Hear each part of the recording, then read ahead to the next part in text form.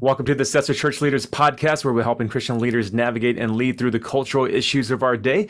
My name's Daniel Yang, the director of the Church Multiplication Institute, and today we're talking with Dr. Arthur Brooks. Arthur's the William Henry Bloomberg Professor of the Practice of Public Leadership at the Harvard Kennedy School and Professor of Management Practice at the Harvard Business School. He's authored several books, including the #1 New York Times bestseller in 2022, From Strength to Strength, Finding Success, Happiness, and Deep Purpose in the Second Half of Life. And his latest co-authored book is entitled Build the Life You Want, The Art and Science of Getting Happier. But before we talk to Arthur, we want to remind you that if you're enjoying our interviews, it would help us if you left us a review, especially on Spotify, where we're growing and I know is a preferred platform for many of you. Now let's go to Ed Setzer, editor-in-chief of Outreach Magazine and the dean of the Talbot School of Theology. Well, and it is good to be here and have this conversation. And I really worked hard to try to make this connection. I had to track down where it is. Now that this interview is being released, there's all kinds of resources on the website. But early on, I wanted to have this conversation in part because of an article I read that led me to get a copy of a book that led to some of this conversation today. The book that we're talking about first is actually the book called From Strength to Strength, Finding Success, Happiness, and Deep Purpose in the Second Half of Life. But I want you to know that I actually read this article called Your Professional Decline is Coming Much Sooner Than You Think. And I read it not just once, but probably 5 or 6 times, made my wife read it, shared it with a bunch of friends as well. And I think it helps to frame some of the beginning of our conversation because it actually becomes a chapter in the book, the first chapter of the book. So tell me, first of all, thanks for joining us, Arthur Brooks. We're so appreciative of you being here. But tell us what the article, response to the article, what's the point of the article, and how did it lead to the book? Yeah, well, thanks, Ed, and thanks, Daniel. It's great to be with you. It's a wonderful podcast, and hello to everybody out there in podcast land, and thanks for the wonderful work that you're doing in your churches and your communities. This article and book that you're referring to, Your Professional Decline is Coming Much Sooner Than You Think, which turned into From Strength to Strength. Everybody knows that comes from Psalm 84, Michael Chael, may you go from strength to strength. That really came from personal research that I was doing up to about the year 2022. For about the last 8 years before that, I was trying to figure out what God's plan was for me in the second half of my life and what I could actually do well, what I could actually get better at. Part of the reason was I was running a big think tank in Washington, D.C. through a lot of that. And I would look around at my colleagues and friends and many in Washington, D.C. and in these kind of high-powered jobs, and I would notice that they were kind of not doing as well as they had been before, but they couldn't quite get off the train until they got a shove, and there was a lot of sadness and regret. And I finally had this experience that made me say, there's got to be a better way. I was flying from Los Angeles to Washington, D.C. A flight I did a lot, and it was dark. I couldn't see people, but I could hear a couple behind me on the plane, and the husband, I could tell by his voice, I was assuming it was a married couple. I assumed they were elderly by the sound of their voices. The husband was telling his wife he might as well be dead. And his wife was trying to, no, it's not true. And then he would say, nobody remembers me. And she would say, people still do too. She was clearly lying to the old guy and, trying to make him feel a little bit better, good wife, etc. And I thought to myself, well, poor guy, he's disappointed with the way his life turned out. He probably didn't live up to his expectations. He didn't get a good college education, all that stuff. Anyway, we land in DC and the lights go on and we all stand up. And I'm kind of curious to get a look at the old guy. And it turns out to be one of the most famous men in the world. Somebody that every single one of us knows who he is. He's done 10 times more with his life than I'll probably ever do with mine. He's an authentic hero. He's not some politician or entertainer. He's a real hero who changed American life for the better in the 60s and 70s. And he's somebody that everybody recognizes. He's rich, he's famous, and justifiably so. Now, I'm a social scientist. So the first thing that I'm thinking, I work on human behavior, neuroscience. This is what I work on. And I'm thinking to myself, either my model for getting happier as I get older, which is bust my pick, be super successful, do as well as I possibly can, bank it and die happy. Either that model's wrong or something's broken with this man. And I decided, given the fact that I was feeling pretty insecure about my life at that point, I was a CEO, but I knew I had to do something different, but I didn't know what it was. I better figure this out. So I go home and I tell my wife, Esther, I said, honey, I had this kind of alarming experience. And I told her about it. She said, well, you have a PhD for a reason, right? And I said, yeah, I'm making a living. And a bunch of lame stuff. And she said, no. professor, teach thyself. Hmm. Use all of these data and scientific techniques that you've got, and figure out how you can live your best life. Figure out where you're supposed to go. Think and pray on your knees about where God wants you to go, and maybe, just maybe, with the intellect that you've been given, you can figure out how not to wind up like the man on the plane. And that was the genesis of this research project. Hmm. Yeah, I remember when Ed sent me your article. Ed, we were recording an episode of the Stetzer Leadership Podcast, and we were talking about this, and it felt a little bit depressing to kind of realize that, man, our professional decline may be upon us right now. And so, Arthur, help us to see like the other side. Like, what's the good news coming out of this? Well, to start with, why is it that people tend to go into professional decline? And the answer is not because you're some sort of lazy loser. The truth is that there's a form of intelligence called fluid intelligence that tends to be very high in your 20s and 30s and goes into decline in your 40s and 50s. That's the curve, the curve of your intelligence that makes you good at what you do early in your career. Fluid intelligence is high in working memory, high in indefatigable focus, your ability to solve problems, your ability to innovate. So if you're somebody who can solve a problem, I don't know, maybe you're an unbelievable biblical scholar and church planter. You're going to get really good at that through your 20s and 30s. But here's the problem. It peaks in your late 30s and early 40s and then starts to decline. And it's true for everybody. Now, maybe nobody notices this, but what you will notice is that what once gave you joy doesn't. You start to burn out in your mid 40s. Well, once you had just energy, you want to do more and more. You're like, I don't know, man. Maybe, my dentist at age 43 started taking Fridays off to golf. She's a great dentist. And I said, why are you doing that? Do you love golf? She says, no, I hate golf, but I just don't love being a dentist anymore. The reason is because she was on the wrong side of her fluid intelligence and excellence in her profession. That's the bad news, Daniel. Here's the good news. There's another intelligence curve behind it that doesn't rely on the same skills, called crystallized intelligence. This is an intelligence based on your wisdom, your accumulated knowledge, your ability to recognize patterns, and your ability to teach. This happens and increases through your 40s, gets higher in your 50s, gets higher in your 60s and 70s, and can stay high for as long as God gives you your marbles. That's what you get for the rest of your life.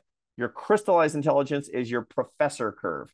Your fluid intelligence was your innovator curve. So the first curve is your Mark Zuckerberg curve, and your second curve is your Pope Francis curve. That's something that, it's the old people's profession. That's the reason, by the way, when I have the young pups who come to Harvard right out of graduate school as junior professors, and they'll say, hey, what's the secret to good teaching evaluations? I say, get old. That's the secret to good teaching evaluations, because old teachers, old historians, people who need accumulated wisdom, who need to see patterns, who are better mentors, these are the people that are the people who succeed the most. So what this means, basically, for all of us, is that the pattern of your career should not be to try to keep doing what you once were good at, but to step on to the second curve. If you're a lawyer, be a star litigator at 30, be the managing partner at 60, where you're identifying the next generation of talent and training them. Be a startup entrepreneur at 30. Be a venture capitalist at 60, where you're finding the next great crop of entrepreneurs and teaching them how to do it. And this is true in every profession. Go from researcher to professor, which is what I've done in my life. I'm writing for an audience of 500,000 people a week. I get to do this kind of thing. I'm explaining to non-technical specialists these ideas from neuroscience and social science, because I'm a better professor than I would have been at 30. Yeah, so let's talk a little bit about, and I'll probably personalize it a little bit. So like I said, as Daniel can tell you, I sent him the article, sent a bunch of people the article. And part of it was processing a series of things in my own life. I was at Wheaton College, and I'm trying to, we've met at a couple of places where you spoke, either Wheaton College or Biola University things. So I was at Wheaton College, a dean there, professor there. But I had decided to think through, what's next? And it could have been something at Wheaton College. They'd asked me to do some very specific and exciting things. But but one of the things I was asked to consider being the pastor of a church that people might know of. And I was in this conversation saying, you know what, I think at my age, mid-50s, I need to be thinking probably less in that pastoral space and more in my particular wiring. I had a couple doctoral degrees, that kind of stuff, to go and to stay in academia and maybe become a dean at Biola, which is what I ended up doing. But my point is this. I think for a lot of pastors, in their 50s and 60s, they start to feel a little bit of they're not the person they used to be. And maybe sometimes, like if you're a pastor and you leave a church at 55 years of age and you go looking for another church, it's hard to find that. And so for me, I had this path to being the dean at a wonderful Talbot School of Theology. It's great. But for a lot of pastors, they get a sense of desperation around here because they can feel like people are ready for a younger pastor to take the place. They're not sure where they can go if they leave this place. So our audience is probably unique. I guess every audience is. But, and again, because I'm a little bit of not the great example, because I could go into academia, but if we had all the pastors go into academia, it wouldn't work. So what would you say to the pastor who's, passing 40s, going into the 50s, and saying, how am I going to find success and significance in a culture that everyone wants a 40-year-old pastor with 40 years experience and 4 doctoral degrees. So how do you help think about those people in that ministry space? There are other similar businesses and professions that are like that, but help us think about that. Well, so I can give you an example, a real life example of somebody who kind of accidentally did it right. And that's my own grandfather. I look back with wonder at his career. He started off as a real, hard hustling, church entrepreneur. He started religious schools. He was a Methodist minister from the evangelical tradition, and he was a school planter. He was the leader of the head of the Methodist mission school in the Navajo Nation, where my father was born. Well, my father was born relatively late. I think he was an accident with my grandmother and grandfather, and he was born when they were in their 40s. So when my dad was a little kid, 6 years old, this is during World War II, my grandfather comes home and announces to the family he's made a decision. He's going to go look for something new because he doesn't have his groove. So they packed up the car. It's like 1942. Wow. And they go up to his alma mater, which was Wheaton College in Wheaton, Illinois, knocks on the door and says, do you have something that I can do with my experience? Is there something I can do? He started doing general administration work, helping out. Within a couple of years, he was the dean of students at Wheaton College and teaching a class in theology. Happily so. He went from there after 10 years to Westmont College out in Santa Barbara, where he did the same thing. And he was this eminence where he was teaching, where he was a dean of students, and he was not trying to use that fluid intelligence to plant the schools and to prepare the sermons and to do everything in this entrepreneurial way that required so much innovation, so much energy that he simply didn't have. And he went on to have a very, very happy life. Look for that crystallized intelligence curve where you can exploit your unbelievable wisdom without trying to draw on that entrepreneurial energy that you had early on in your life, and you'll be a lot happier. My grandfather certainly was. Fascinating. Okay, but I want to come back to that because I think that pastor to education pathway is obviously the one I took. Right. But there's not a lot of space in that. I mean, right now, people at Wheaton College are getting very nervous about all the pastors are going to show up there to be the new dean of students, and I love that connection. So, so if I'm going to be in place where most people are going to stay in a similar role, but their entrepreneurial ability and energy is lower, but their crystallized intelligence is greater.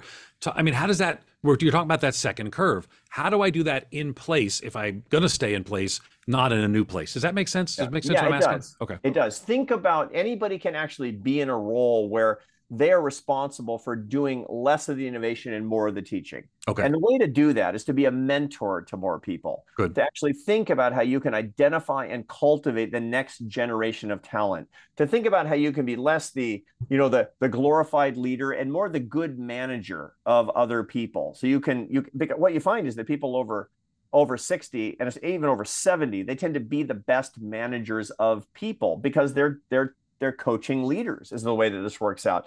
How can you be less of a single star and more of a coaching leader? That's what it comes down to. And everybody's going to find their own way. Maybe that's in their own church is where they're doing that. Maybe that's in their own community where they're doing that. They don't have to go to some fancy place like Biola, an elite school like Biola. I mean, great. I'm glad you did. I'm glad you're there, but not everybody can do that. But everybody needs these people, even in the non-elite spaces. Yeah. How can you do this more? Look, there's a lot of clergy, a lot of young clergy out there that they need mentors. They actually need older friends. They need people who can actually help give them ideas. This is what we're really good at. People will say to me a lot, they'll say, when they're like, they become basketball coaches, when they're 60 years old for the first, or little league, or, teaching people at the community center what they're good at. They'll say, I just love teaching it. Accountants that will start teaching one class just for fun at a community college, whatever it happens to be. And they'll say, I had no idea I liked teaching. I didn't know I was good at it. And I say, you weren't good at it, but now you are, because you've got the crystallized brain. The other way that people can do this is to think about how they can be more of a historian, because a historian is somebody who has pure crystallized intelligence. Historians on average do half of their professional work after the age of 65, and the better half is the second half. So, any historian at a university, take care of your health, because you're going to write your best books in your 80s if you've got your health. Okay, so that doesn't mean everybody needs to be a history teacher, but there's a lot of history out there. There's a lot of institutional memory out there that actually people can bring, and with a lot of joy, a lot of inspiration that they can actually bring, because they're good at seeing all the patterns that are out there. So look for the inner teacher, and look for the opportunity to be the teacher, coach, mentor, historian, whatever that means in your life and your circumstances. I want to personalize this just the way, Ed, you've done this. I'm 43, and I felt like I've lived a pretty decent half of my life already. And I want you to unpack a little bit more about the second curve. And I'll ask you this in like two particular ways, or two questions. Number one, do you need to enter a midlife crisis in order to enter into the second curve? And then secondly, like, how do we make the best of the second curve? What do we need to do? So there is no midlife crisis necessary. When you see a midlife crisis, is because people hold on to the fluid intelligence curve too long, and then have to climb up out of the basement to get on a new curve, if they can ever find it at all. That's the midlife crisis. Now, the time between your curves is a time that psychologists call liminality. Liminality is this time. It means you're betwixt and between, is what the scholars like to call it. I don't even know what betwixt mean. I've never used that in common speech, but you get the idea that you're between these things. It's intensely uncomfortable, but it's unbelievably fruitful. Because when you don't have your groove on, you're not doing the same things, you're not quite sure who you are, you find that you're able to do all sorts of new things. Now, that period can be really positive or can be really negative if you hung on for 10 years too long to the wrong curve. That's when it actually can become a crisis. So no, it's not necessary, but it often does happen because nobody tells us, or we don't believe it, that there's something else that could come later, or we're just too scared to try to do something new, or we have too much pride to actually let go of the things that we were once good at, despite the fact that we're burning out and not as good at them as we used to be, and getting a shove from other people. We dig our heels in, and then it can actually become a full-blown crisis. Now, the second curve actually requires a lot of humility. The first curve is the star curve. Look, there's a lot of the kings of the mambo here who are watching us. That's like, you got all these people and they think you're great, and they're like, what a great sermon that was. And, there's so much positive reinforcement when you lead a church. There's also a lot of tension and anger and problems when you lead a church. I get it. But the truth of the matter is that it's very easy to think of yourself as a unique, precious flower, sort of a star, when you're on the fluid intelligence curve. The crystallized intelligence curve isn't like that. And the reason is because you're making stars. You're helping people to see their potential. This is your opportunity to become the person you're supposed to be, to pass on your skill to other people. You go from the me curve to the we curve, if you want to think about it that way. And that actually is hard on people's ego, but that's super important. That's such a gift that we can actually do that as we get older in life, to have, God give us this gift of, instantiating humility. I mean, humility, it's like meek and poor of spirit a little bit, getting on that curve, and you can build other people up. So we have to think about it in that way.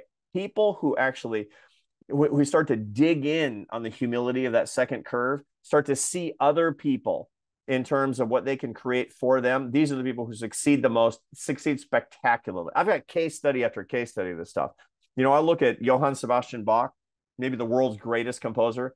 He was the best innovator of the high Baroque early in his life. And he got out of his groove later. I mean, that musical styles passed him by. He was completely left in the dust by his own composer kids, as a matter of fact. He did not, rage at the heavens and shake his fist at the stars. No, what he did was he took his whole career and he became the greatest teacher of his generation by converting his own career into teaching music at the Thomaskirche in Leipzig, where he was the choir director and the organ teacher, and he taught composition, and he wrote these chorales. By the way, he's often called the fifth evangelist because he was so deeply Christian. He finished every single one of his scores saying, "To the greater glory of God." But before he died, he was asked, "Why do you write music?" And he said, "The aim and final end of all music is nothing less than the glorification of God and the refreshment of the soul." And he was saying that not just because he was some big star. By the end, he wasn't a big star, but because he was actually teaching people that his apostolate, his living apostolate, was writing these particular notes. He died a happy man. He was surrounded by his kids and his grandkids and his students. And he didn't even know that 100 years after he died, he'd be considered the greatest composer who ever lived. He was obscure by that point, but he was living up to the crystallized intelligence that really can be our promise if this is what we want to live up to. Yeah, the crystallized intelligence just really was very influential in my decision-making, thinking, and process, and even partly just in my own journey. I was kind of a young, smart alecky church planner, and really loved leading and changing and innovating. And the last few years, I've just taken a greater and greater joy in elevating other voices and letting you know about people that are more innovative and more intelligent and better, and just to partner with people like Daniel Yang and lots of others. So I think that is a natural thing that I've just loved in my own journey. I think sometimes for older pastors and people in churches who are pastoring older people, there's a fear that they have, and that fear keeps them sometimes from stepping into that next thing. If I'm not the young innovator, I always remember, I was always the youngest person at this agency or the youngest person to finish this degree. Right. And then I'm not. And I've loved leaning into that, but I've seen the fear, and I don't want to overstate it, but I really think it's a fear in a lot of pastors that I'm going to be pushed aside. You mentioned being pushed aside or marginalized in that, but embracing a new way of thinking, this crystallized intelligence. So you've really done super just contextualizing to our audience. What are some ways that you think people sort of block engaging that second curve? What are some roadblocks they put up that keep them from doing it? Well, to begin with, a lot of people, they see themselves as an object. They see themselves as their job. They see themselves as their position. And the result is that they don't live a full human life. You aren't your job. You aren't your position. You aren't your title. You're a child of God. You're probably a husband or wife. You're probably a father or mother. You're certainly a friend to other people. And these are the roles that we really have, that we have to understand ourselves as. I talk to so many people who are struggling to get into a second period of their life. And they're struggling to stay on that first curve because it's how they understand themselves. It's an incredible threat to their self-identity to not do something they once were good at because they're afraid they'll look in the mirror and say, "Who's that dude?" They don't understand who that actually might be. But there's also another thing, which is this overweening pride that we have in ourselves that'll get in the way even of our own happiness. A woman I was talking to, a titan on Wall Street, my age, late 50s, just miserable, running her company, missing a step, doubted by her employees, but they don't dare tell her. And I said, "Well, how are your relationships?" She said, "Well, my husband and I were kind of roommates. I'm pretty cordial with my adult kids, but I don't see them very much." And I said, "Well, why don't you step back, go away with your husband, get to know your kids, take a souvenir in your company, do some new things?" And she said, "I know that would make me happy, but I've always chosen to be special rather than happy." Boom, man. I mean, she told me that, wow. And that was like a knife to my heart. I mean, it was, I can't tell you, I was a CEO in those days, and, I was running this company thinking like I was a big shot, etc. But I'd chosen special over happy many times. I'd been the 14th hour of the office before the first hour with my kids when they were little. And I'm telling you, they grew up. They didn't stop. And I missed a lot of their childhood because I was choosing special over happy, including when I was struggling against these curves along the way. So what I recommend is, man, everybody, in your heart the formula. Choose happy over special. God's gift to you is happiness. Don't choose the specialness. The specialness over happiness, let's just say that's not coming from the light. That's coming from the darkness. Mm-hmm. So much of this conversation can sound like an old man or an old person's conversation, but let's do some preventative work here, Arthur, because I know One of the things that you talked about was really helpful was this idea of the striver's curse. Yeah. And so professional decline feels super heavy. I feel like if you're living into the idea of striving for success, can you unpack that, what you mean by striver's curse? And then specifically, like, how do we respond when we find out that like we're in the decline after we've tried so hard to work for success? Well, the striver's curse is this funny phenomenon you see in the data.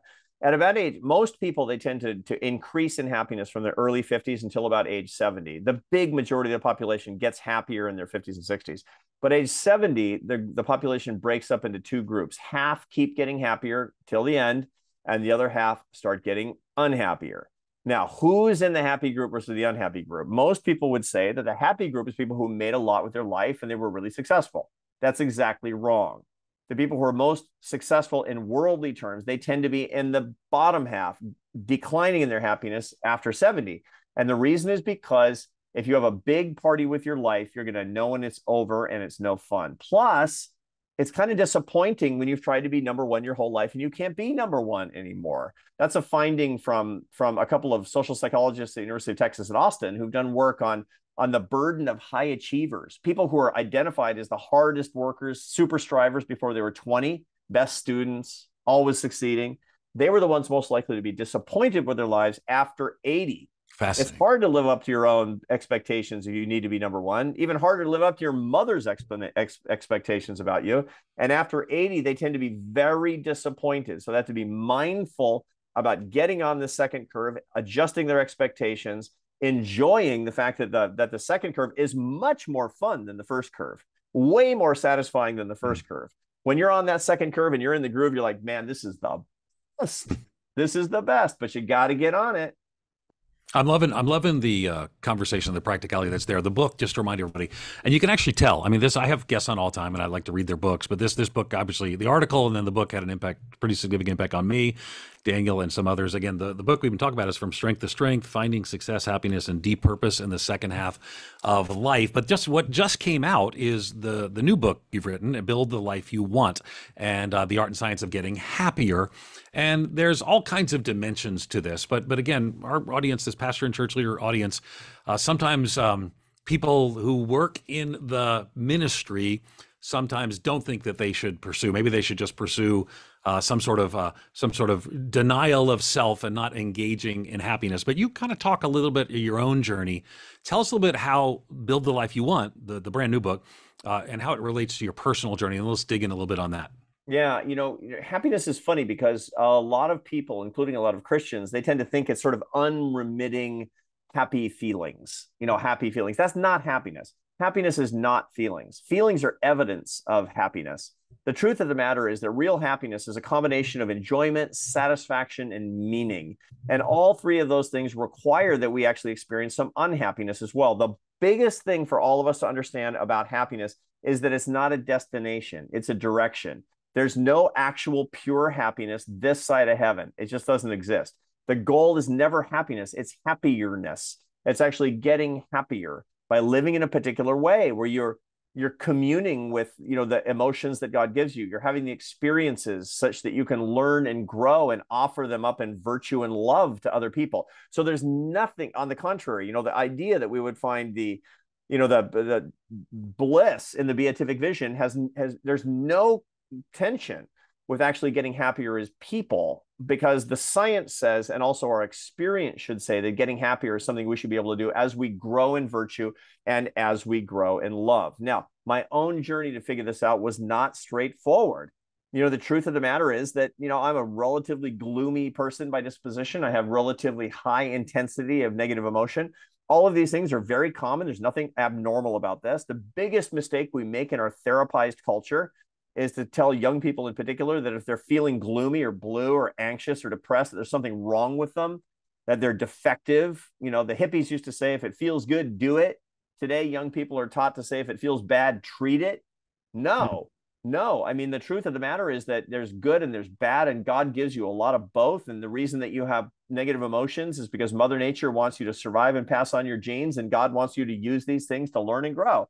So a happy life has all of these things. It took me a combination of my work in social science, social psychology, behavioral economics, neuroscience, and with a smattering of a background of philosophy, plus most critically, my Christian faith, for me to understand that and to start making progress along these lines, that I could pursue happierness over the rest of my life, be comfortable with my discomfort so I can learn and grow and pass on the things that I learned to other people. And to do so, I'm living up to my Christian witness in the most fulsome way. Mm. You know, Bob Dylan said, happy is a yuppie word, he said. And you did a good job unpacking why it's deeper than just feelings. As we get close to the end of this podcast, Arthur, would love to get a little bit more personal with you. Like, in this season of life for you, I mean, you're building the life that you want. What does happiness look like for you? What are the elements of happiness for you these days? The good news is the elements of happiness for me are the same as they are for everybody. In Build the Life You Want, we write about the 4 pillars of the happiest life, and they're pretty straightforward. If you can emotionally self-manage to not be distracted, you need to put basically your energy into 4 accounts every day: your faith, your family, your friendship, and work that serves other people. That's it. And I don't care if you're an electrician or you're a church pastor or a college professor, president of the United States. We all can do these things. Now, when I say faith, I don't necessarily mean my faith, but mine's working pretty darn good for me. I'm so grateful every single day to be a Christian man. And I just frankly don't know how I'd put one foot in front of the other if I didn't have that. And so the result of it is that if I'm digging into that, I mean, you got to do the work. It's one thing to say, oh yeah, no, I'm a follower of the master. And then, did you pray today? Did you read the book today? Did you or you didn't? It's a yes or no question. You got to make these investments. Your family life, critical. Now, of course, you don't put your family first. That's a cult. Familyism is a cult, but you actually have to make these investments. 1 in 6 Americans is not talking to a family member because of politics today. My friends, that is insanity. There's only one reason to have schism with family, and that's abuse, and political differences of opinion are not abuse. Friendship is one of the most important parts of Christian life, but it's got to be real friends, not deal friends.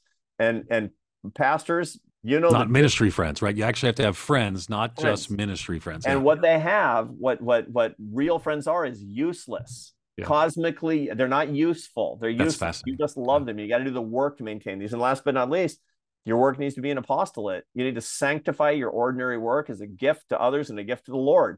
And if you're not thinking about that, you're just going to miss the boat, because you're going to be thinking about the worldly glory and the idols of money, power, pleasure, and fame.